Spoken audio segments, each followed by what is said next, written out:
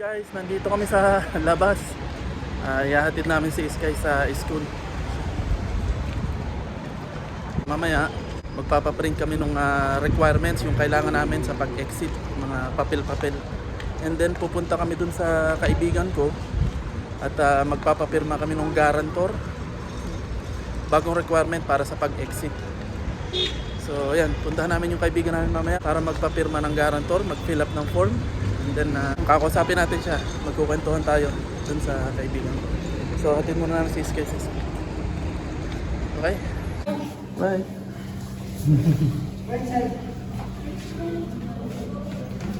Okay, naihatid na namin si Sky sa school.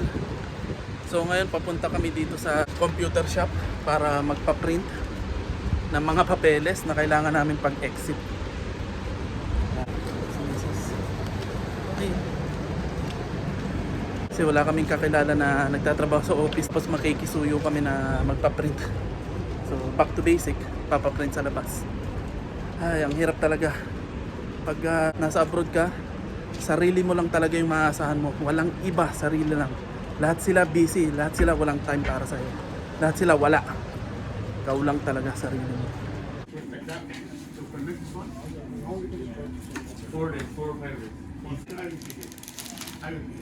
Okay, tapos na ng aming pagpapaprint ng kailangan. Ano? Thank you, brother.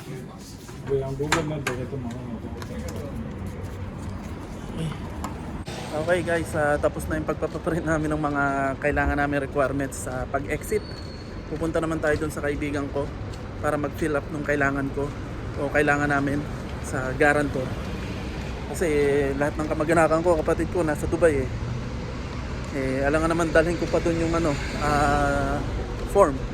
So dito na lang sa kaibigan ko. Guarantor lang naman to. Okay, nandito na kami sa building ni paring Nick. Ito yung daan nun parang ano lang, Manila.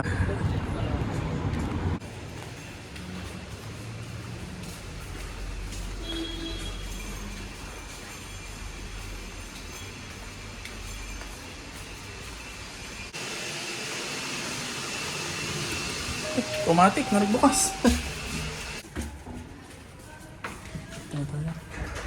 Tingnan niya. Ay, nandito na si paring Nick. Paring Nick. Basta pre? Ayos lang. Okay, ito nga pala pre, bago lang to. Kasi ano to yung kaya daw nagkaroon ng ganitong guarantor. Marami sa mga ume-exit na hold, buwan ng pag-exit nila, meron palang overstay. So hindi nila alam na may overstay na sila. Kaya nagkaroon itong guarantor na to. Eh ako naman wala naman akong overstay kasi immediately naman hindi ko naman nila kailangan mo pa-overstay ako, babawit ako, tsaka hindi, mga runaway lang yun So ito yung kailangan mong fill up and try. Wala naman to, yung iba kasi baka mapahamak o kung ano man. Guarantor lang to na ibig sabihin, mag-runaway kami o mag-overstay. May tatawagan silang iba. Parang pero emergency ano lang. hindi naman kami tatawag sa magpapa-overstay na kung ano pa man. So guys, ito yung bago ngayong rules. Kailangan na may guarantor na pag-exit kasi nga yung ibang umi-exit hindi nila alam, mayroon na silang penalty. So ito nga pala si parang Nick yung tropa ko na hindi ako pinahihindihan kahit kailan. So pre, contact na lang ako. Maraming salamat sa tulong mo. Ito yung ballpen. Isa lang naman. Isa lang din. Inoble ko lang ba? Ay, Dalawa na. Dala na ako para Passenger. Ito sa akin. Ay, itong guarantor. Hindi ko pa rin napapasin. Guarantor name. Guys, total nandito na rin naman ako. Mag-house tour tayo dito sa bahay ng kaibigan ko. So tingnan natin yung niya, tinitira niya. So, ganito yung mga bahay dito sa ibang bansa. Tingnan natin. Inaayos daw niya kasi madumi pa yung bahay niya. Hindi siya nakapaglinis ng kwarto. Naglilinis si Nick. Ito yung laman ng kanyang kwarto. Tingnan niyo naman. Madumi. Tingnan natin. Nililinis mo na siya. Pasukin natin yung bahay ni paring Nick. Ito na siya. Ganito siya kaliit. So partition siya ano pre? Oh, look bed. So loop bed. So ito yung Nandyan na may lang. hagdan. Sinong kasama mo sa taas? Si Ibang Mrs. si Mrs. daw sa taas. Tapos ito yung kanilang tambayan. Yan. Kainan. Mga parador. So bali, yun yung higaan nila sa taas. Sa Tapos ito yung baba nila. So may ref. Kompleto yan, yung desktop. Tapos dito yung kanilang mga gamit sa kusina. Ayan, tapos patas. Pre, pwedeng silipin yung taas. Okay lang. Pindi natin yung taas. Sulitin na natin yung bisita natin dito. Madumi, inaayos pa niya. Mga panty ba? Surprise kasi to. Biglaan yung pagpunta ko rito. So sisilipin lang natin para may pakita ko sa inyo kung ano yung itsura ng tirahan ng kaibigan ko. Yan, para yung kubol. Kubol sa... So ito yung second floor. So yan, ganyan lang kaliit yung ano nila. Kwarto. So dito silang dalawa tumutulog. Ito yung sampayan nila pag naglalaba. Tapos ito yung hagdanan. Ito yung tubig nila. Tapos ito lang. Ganyan lang kaliit yung space. So magkano binabayad mo dito pre? Kada buwan? Ano, bali 1.3. 1.3? Okay na. Magkano Kasi yung sa amin 1.3 din. Pero napakaliit. Mas maliit din dito. Malaki to pre. 1.3 din yung sa amin. 1.3 ganit. Halos parehas lang pero okay na kasi may nahati siya eh. 1.3 okay na. 1,300 monthly. Tapos yung gas 20. Tapos Sharing. bukod pa yung gas. Pero yung sa tubig, kuryente, kasama na sa Kasama na sa 1.3. Ang bukod lang yung gas. Gas. Eh yung wifi Kasama na rin sa upo. sa 1.3. Parehas lang na sa amin. Tapos sa pagkain syempre sharing lang kayo no. Yun, okay na. Maraming salamat pare. Sige. So bali yung tinitirhan nilang to 1.3 sa isang buwan. So aabutin yun for 1 year na 29,000. 249,600. So 250,000 sa isang taon. So magkano yan pag kinonvert mo sa converted na yun sa Pinas no? Sa Pilipinas 200 halos 250,000 pesos pag kinonvert mo. 1 year na yun. 1 year na. Photo ka na lang sana. Oo. Okay guys, tapos na tayo. Nandito na kami sa baba. Napapilapan ko na yung kailangan kong kapilapan.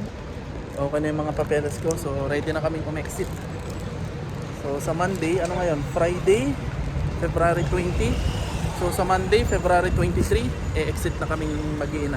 Silang dalawa na mag-ina ko ay by aeroplano, A to A lang, saglit lang, isang araw lang. Tapos ako by bus sa Oman. Isang araw lang din yun. Depende sa schedule ng bus. Pero madali naman lumalabas yung visa. Okay na lahat. Tapos na. So hopefully makahanap na ako ng bagong trabaho para wala nang problema kasi sa edad ko to, sa mga naranasan ko dito, dapat hindi na ako umi-exit. Dapat nag-i-start na ako mag-ipon ng pera. Pero ayun. Dahil sa hindi inaasahang pagkakataon pagsubok na naman mula kay God at hopefully maging okay na lahat.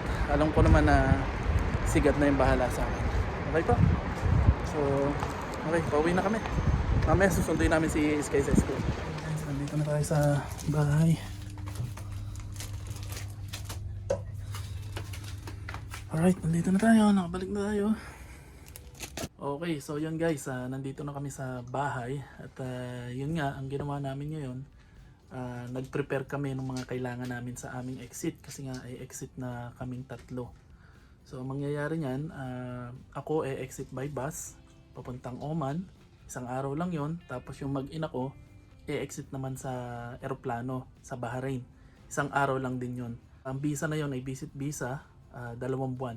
Meron kaming 2 buwan ulit para maghanap ng trabaho para maayos yung aming visa. And then ayun, maraming salamat dun sa kaibigan ko, si Paring Nick. Matagal ko ng kaibigan. Nagsama kami sa isang flat dati bago mag-pandemic. Actually, pandemic. Before pandemic and then inabutan ng pandemic, magkasama kami sa flat. And then yun na nga, after kasi pandemic, umuwi na ako sa Pilipinas at hindi na kami nagkita ng napakatagal na panahon. So hanggang ngayon nandito siya at naghahanap buhay pa rin at hindi siya nakalimot, napakabait pa rin niya. Lahat yata ng problema at humingi ako ng tulong sa kanya ay hindi niya pinahindian. At ng tulong na kanyang ibinigay niya sa akin. Napakabait na tao. So kung nabitin kayo At gusto nyong malaman yung istorya ni Paring Nick, paano siya nakapunta rito, at ano yung buhay-buhay niya dito, magkano yung sahod niya, at kung ano-ano pa, i-comment nyo lang sa comment section, at babalikan ko siya para interviewin kung gusto nyong malaman paano siya nakarating dito at yung mga experience niya. So ngayon, ang naipakita ko lang ay yung bahay niya, yung itsura ng bahay niya, gano'ng kaliit, gano'ng kasikip, kung magkano binabayaran niya kada buwan, kung magkano nagagastos niya, yun lang. Kasi pumunta kami sa bahay niya para magpa-fill up nung isa sa requirement para sa pag-exit namin. So tinan nyo, humingi ako ng tulong. Tinulungan kagad niya ako. So maraming salamat sa Nick, shoutout sa iyo. Thank you so much. Pagpalain ka pa ng Diyos.